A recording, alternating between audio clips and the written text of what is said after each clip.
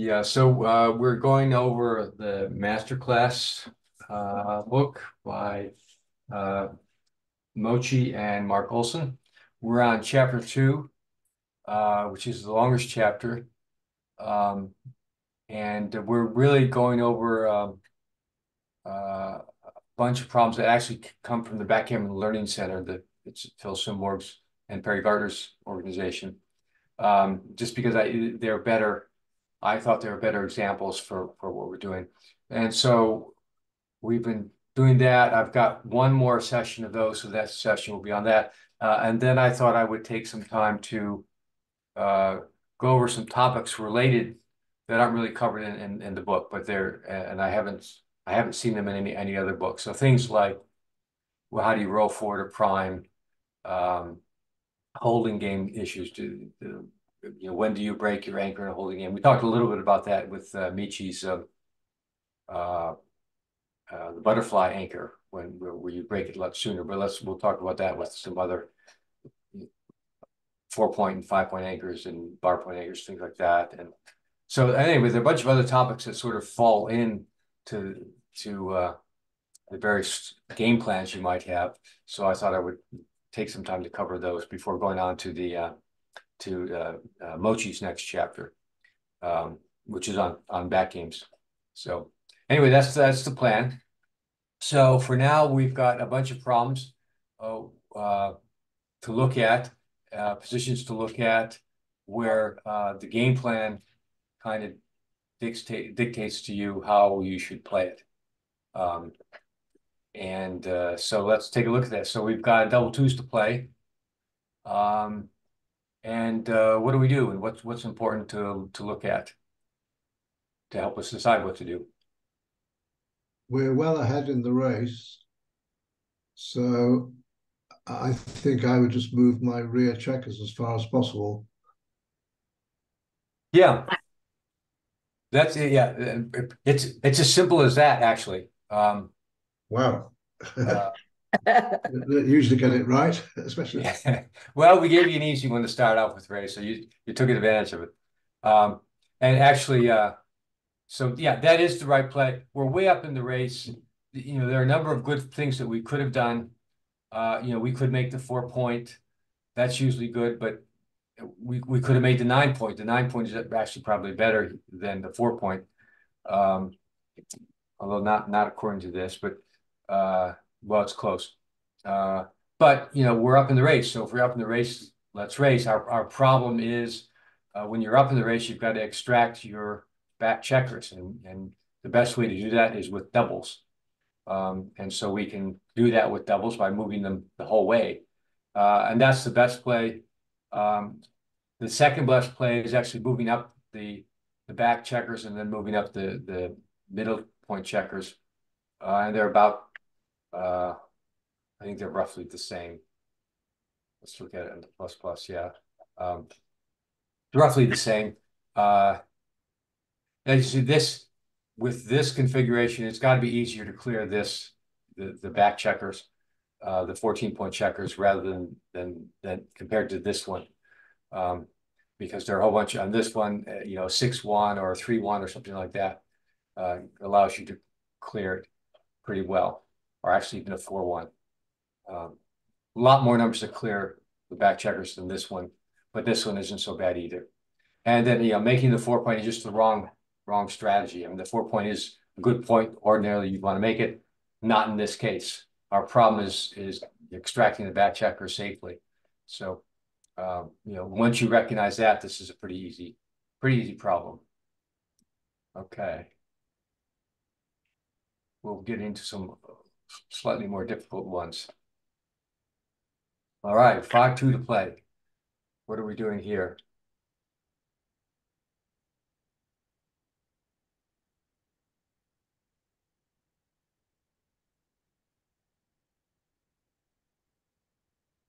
It's too dangerous to leave our anchor, and we're behind, so we definitely don't want to do that. Yeah.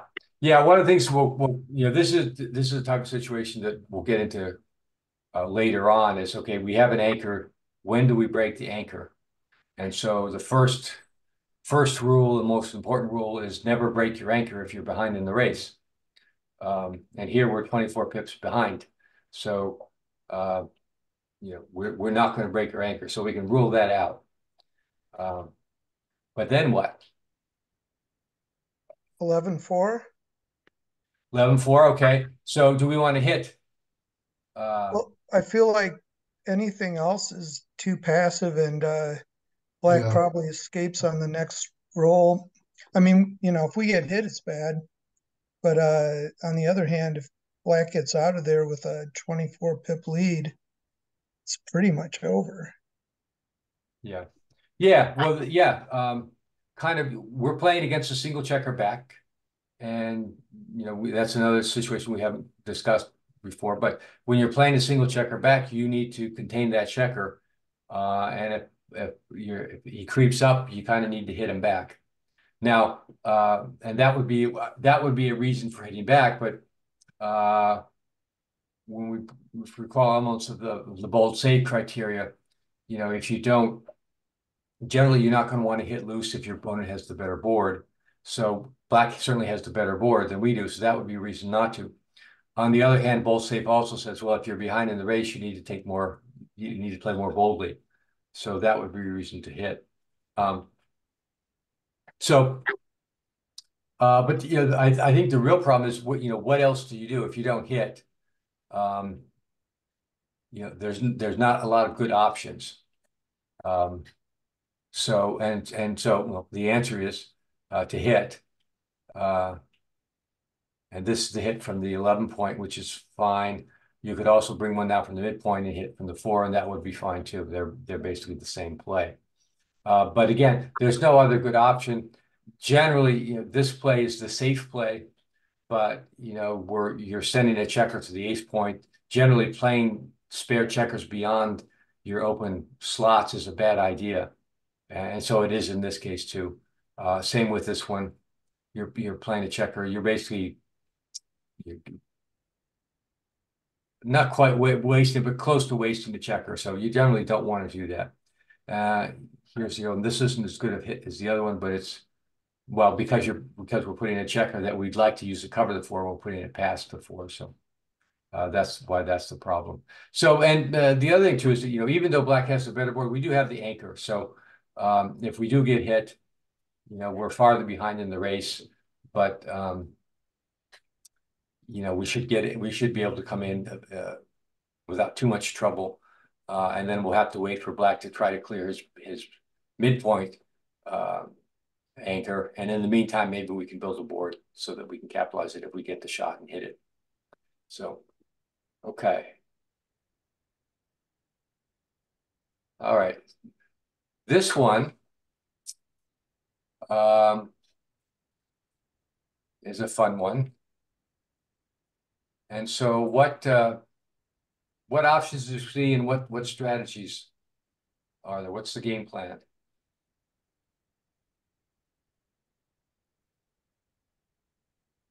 Well, I sure like making a full prime, and that just leaves me moving both checkers from the 12th point. 12-8, 12-7, okay.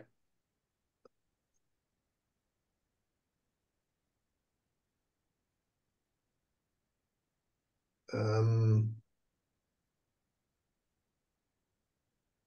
So that's the priming play, or yeah, the one of the alternative, priming I plays. You suppose, could is also do 23-18, 12-8.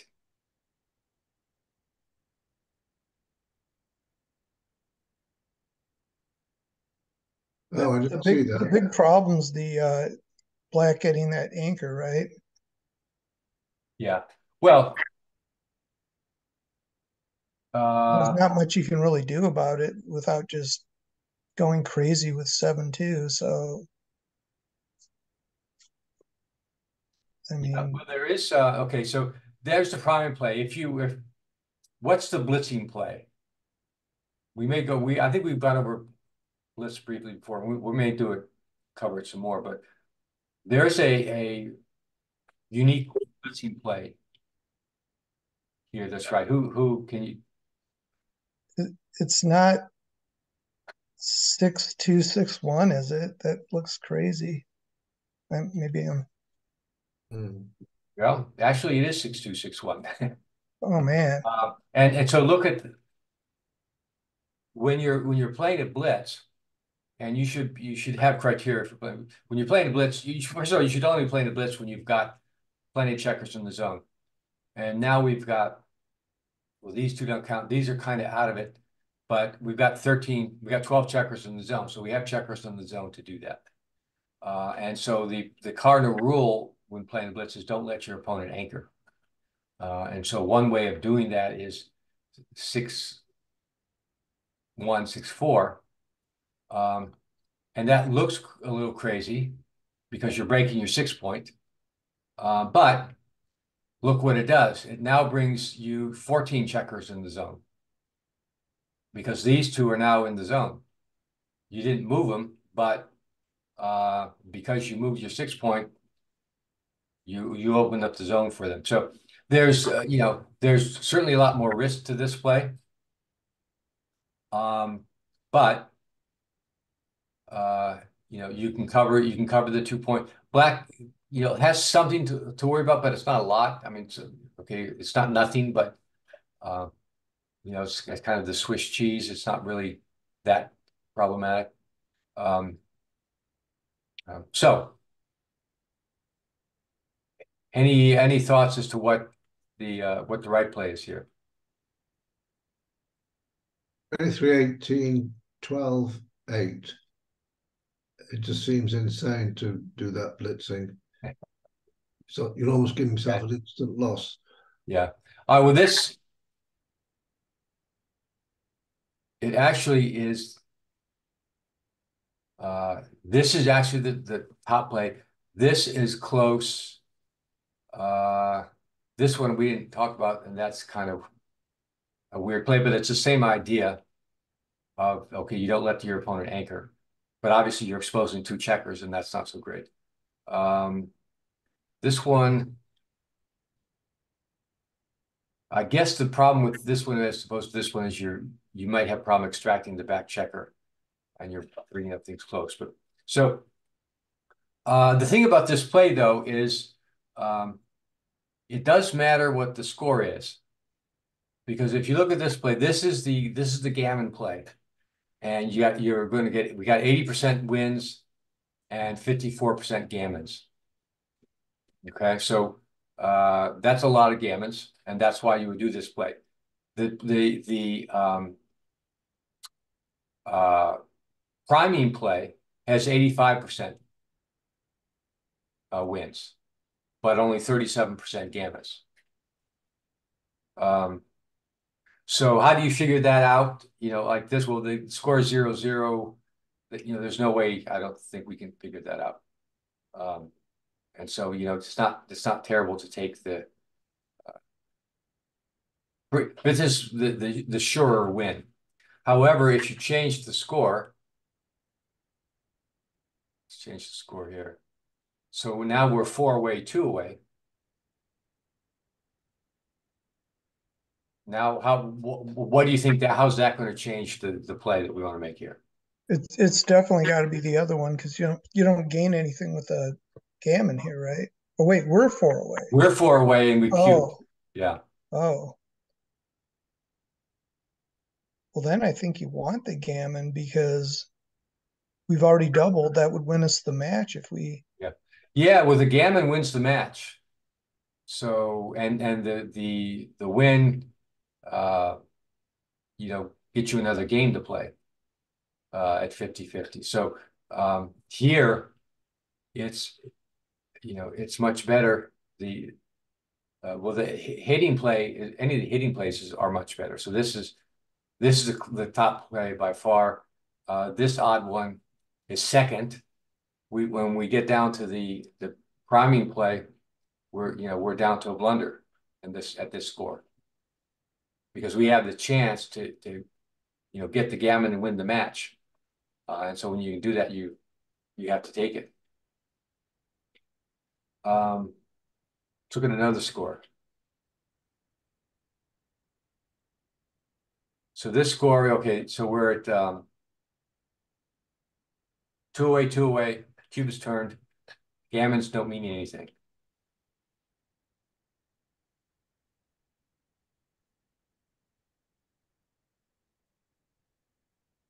So what do we think there?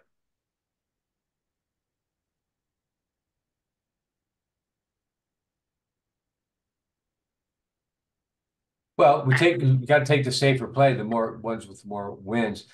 And you can't actually, when we look at XG, we know what that is. But in general, if you have a six prime and nothing too fantastic behind you to block you in, um, the six prime is pretty safe.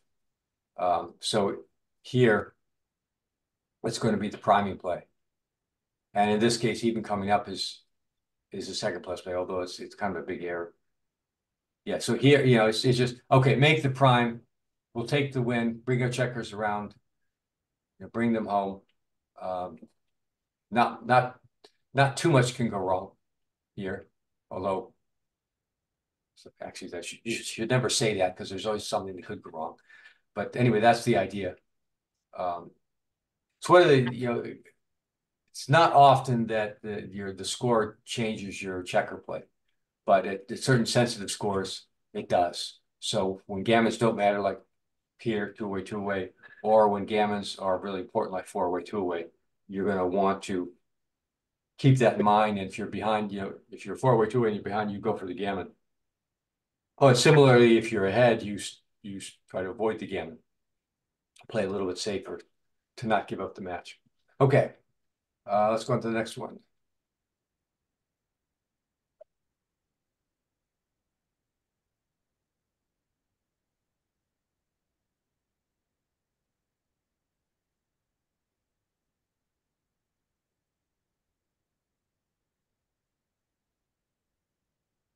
All right, 6-1 to play. So obviously we come in with a 1. And there are only two reasonable choices that I can see anyway for the 6. And that's to come out or to hit.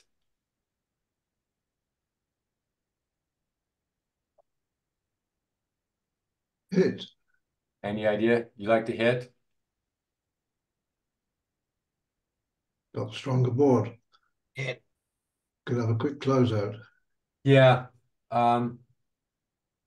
That's kind of what I thought too. It turns out though the coming out is right.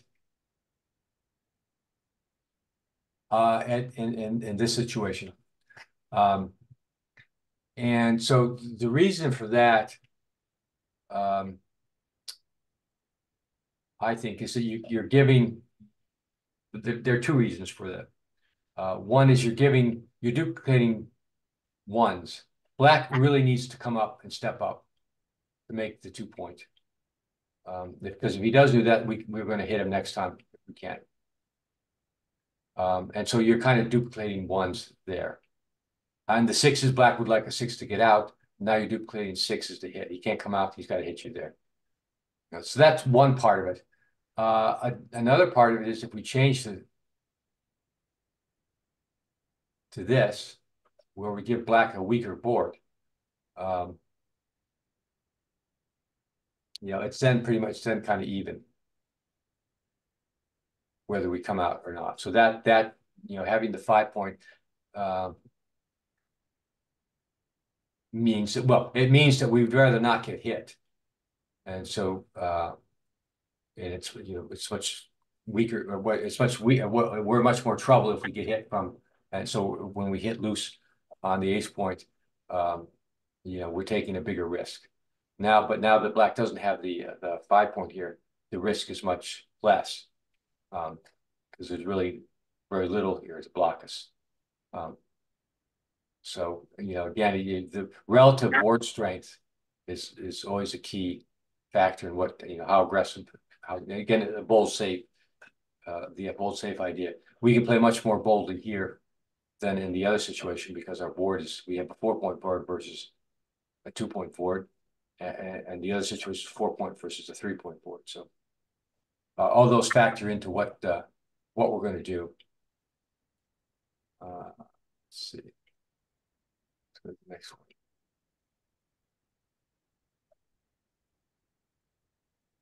Double twos.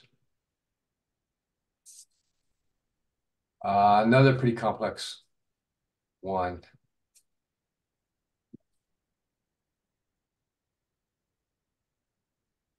So what do we think?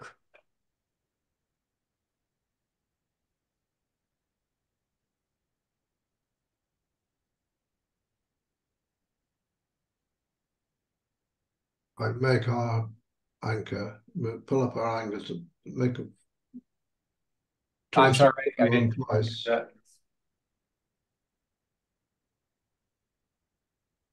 And then I guess two down from the midpoint. Yeah, so we can bring two down from the midpoint. Do you want to bring it to the 11 or the 9?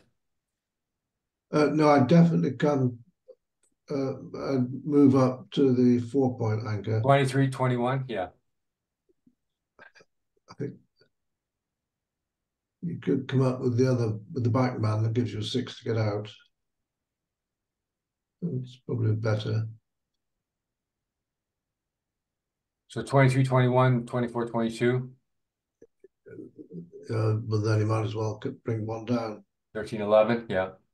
Yeah, so problem is here, okay, we're way behind in the race. Black is threatening to prime us. So generally, if the way you play against a prime is to move to the edge of the prime, um, if you can. So that's and coming up, giving the 4-point anchor is a pretty strong move. Now coming down, we could come down and make our own prime. Um, uh, to make making the 9-point. Um, however, even if we do that, we're going to have a harder time blocking black than black is going to have blocking us. We don't have the checkers in the zone. We've got this extra checker back, and so if we make the 9, we don't have many checkers to make the bar point. We need a pretty good roll, a 6-1, and then we can't really use the 9-point or we're breaking our prime. So, it's coming up is the key. We want to get to the edge of black's prime, so black really can't prime us. And if you see, if we do that, then black really can't prime us because he can't really make the 15. He could make the 16, probably will, but it's very hard to make the 15 and the 16 so that we have some light to escape there. And then making two, generally it's better to, make the point. We don't give up the fly shots from black coming from the back. So, and then we don't put our 24 checker in more jeopardy by another kind of a joker roll with like a 6-5 or something like that. But that would be the second best play. But again, the idea is come to the edge of the opponent's prime, and that keeps them from priming us. Effectively priming us, and then realizing that we could do our own prime, but we're going to have a hard time filling it out because we don't have the checkers to do it. All right.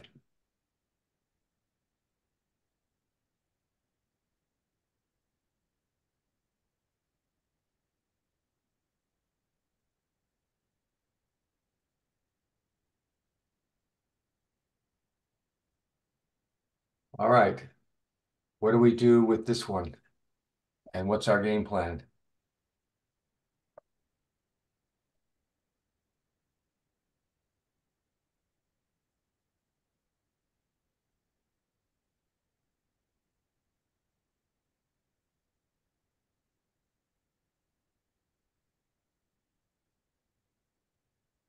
Well, let's go through the game plans. Can we attack? Yeah, not really. Black's got an anchor. Not much to attack there. So can we race? Well, we're a little bit up in the race, but we're facing a 6 prime or broken 6 prime.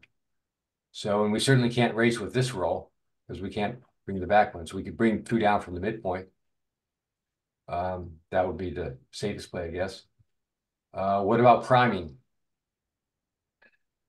Well, it's sort of a prime v prime, although we've got the weaker position. Yeah, We're in the game plan, I think. yeah.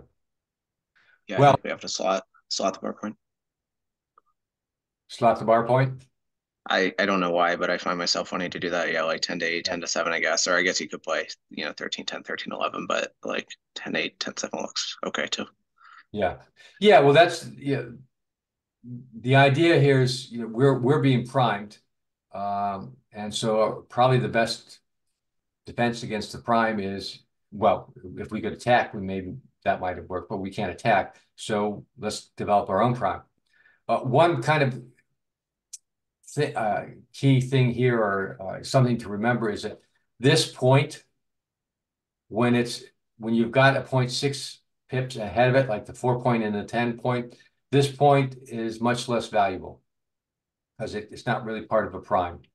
So might as well break it. So and actually the right idea is, and anything else is a blunder, is okay, slot the bar. Slot the bar. Now we've got sixes and ones to cover. And now we have a better prime than black. Because black is, black's got the gap here, and I guess you could get a 6-1 to fill it, but that's about it. Is Any that just number. because black hasn't got many hits, only 13? That's why it's worth the risk. Yeah, I mean it's our best chance to hem black in. Hopefully black will be forced to crack his prime. Because if we can do that and black doesn't hit us with a 5, he's probably going to break his midpoint and come down. Hopefully then we can make the bar point and get that prime, and then hopefully black crashes. But if black does hit, we get doubled out straight away, don't we? Yeah, I would, yeah, probably. So basically, it's the fact that black's only got 13 hits out of 36 is the consideration. Yeah.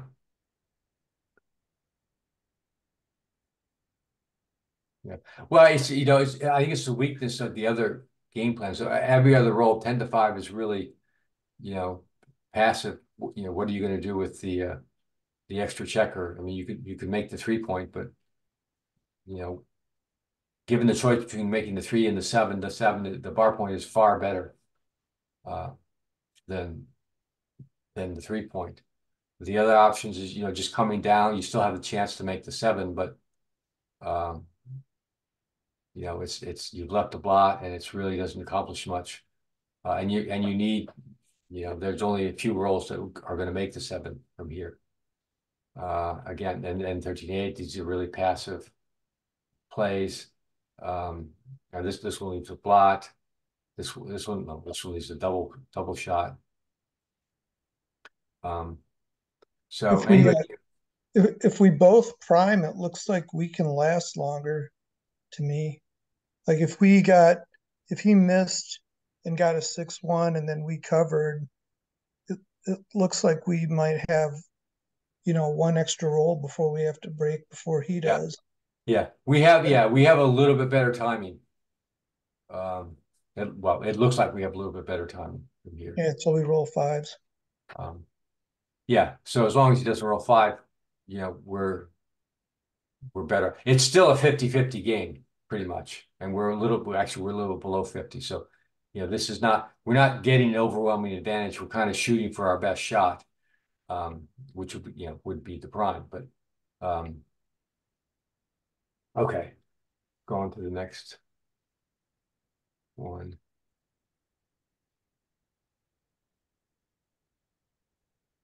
So here's an interesting one.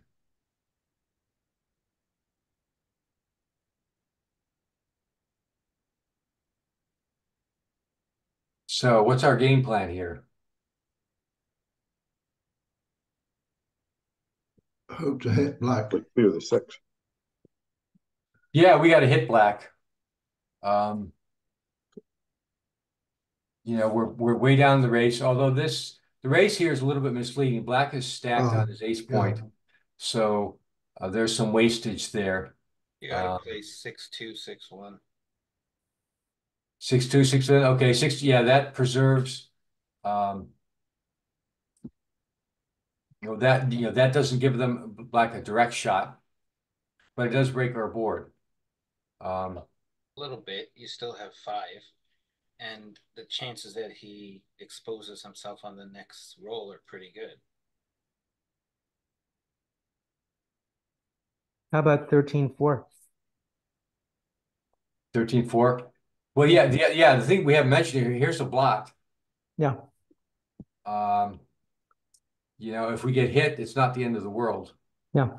Because we could come in and hit that block, and black only has a 3-point board, so it's not nothing. But with these checkers out here, we could come in and black, barring double sixes, black is going to leave some shots lying around, and we'll have plenty of ammunition to hit it. So, the answer here is okay. You got to hit. Go for the rolls, and this one I don't think you mentioned that. That's hard to see because you're giving up the most shots. But you can see how it will work. Black, this gives you the most return shots. If black gets a 1 or a 2, he's going to hit you. And then black has the choice of, let's look at the end of this, of either moving this one to safety or coming up with one or the other. And so his first choice is probably going to be to move this to safety because it's a direct 6. And so, so let's say black got, oops, we bring this here. Black gets a 2-4. So he goes here and comes in with a 4. All right. So now we come in and now we have an ace.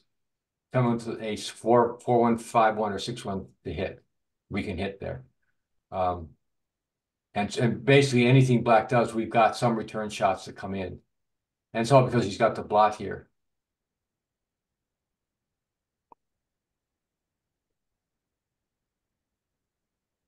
So again, our game plan is hitting. We shouldn't be afraid of getting hit because black's got a weak board. In fact, we almost want to get hit because black has that blot. And we could really use that blot to shoot at. We are very far behind the race, even with wastage, so we really don't want to run around. I didn't look at what the breaking the 6-point was. Yeah, that's well down here. I'm surprised that that's that bad because it does maintain the board, or it does, you don't get the shot right away. And black is going to break shortly.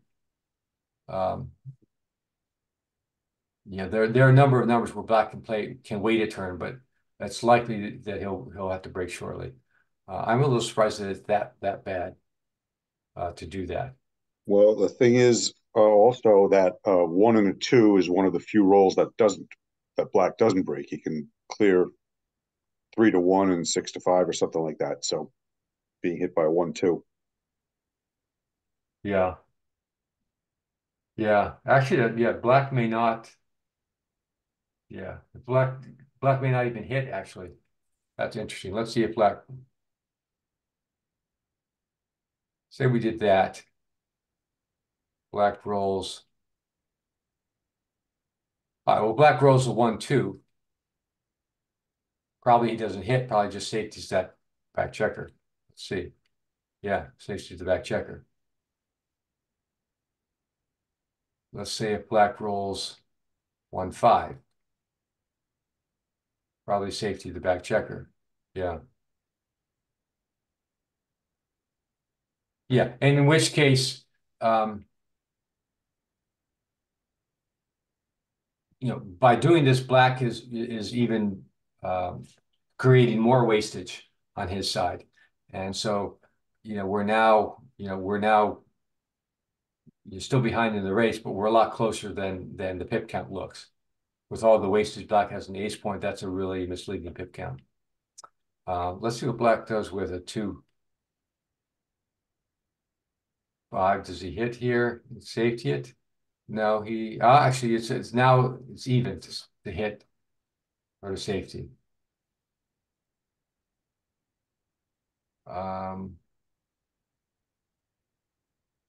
Look at a 5-1. Yeah. Yeah, 5-1 we don't hit. We play it safe. And it's a blunder. Big blunder to do anything else. Yeah. So this is an odd one. And, it's you have to kind of really think out of the box because we're always reluctant to leave shots and that sort of thing. But in this case, you want to maximize.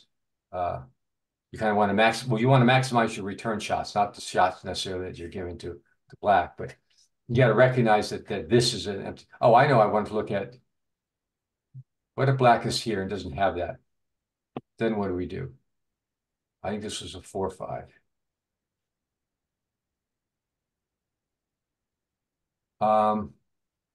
Any ideas? Well, I'm not sure. I haven't looked at this. I just thought of it. Here, I would guess that breaking the 6-point is a lot more attractive.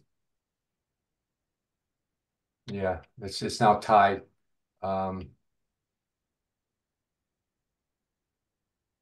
So it's really about having that checker back at the night, back in his home board. Yeah, the blot to shoot at on his home board is a really big big feature that you want to take advantage of here, and it makes a huge difference. If Obviously, because this play was a blunder, and now it's one of the top plays. if our checker was at 15 instead of 16, I assume we would just jump by him with that one, right? In this case, Because he I would gets think so. clear. Yeah, Yeah.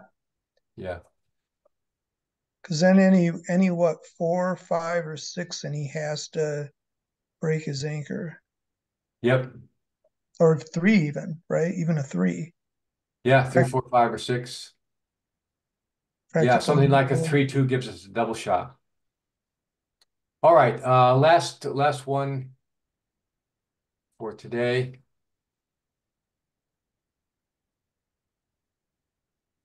Double twos.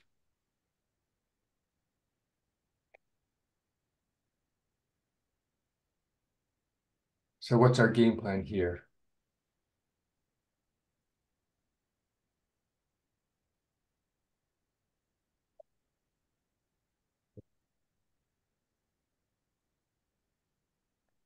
Attacking. Okay, yeah. Well, we're up in the race, but not a great racing number. We're behind the prime. Can't get over the prime.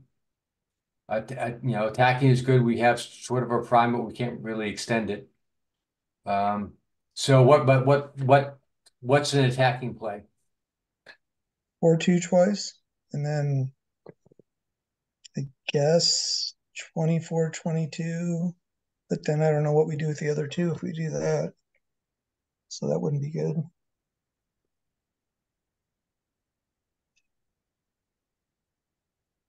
Yeah, so attacking, there are 2 attacking plays. We could go 6-2, right. leaving the block. With the point switch, 4-2.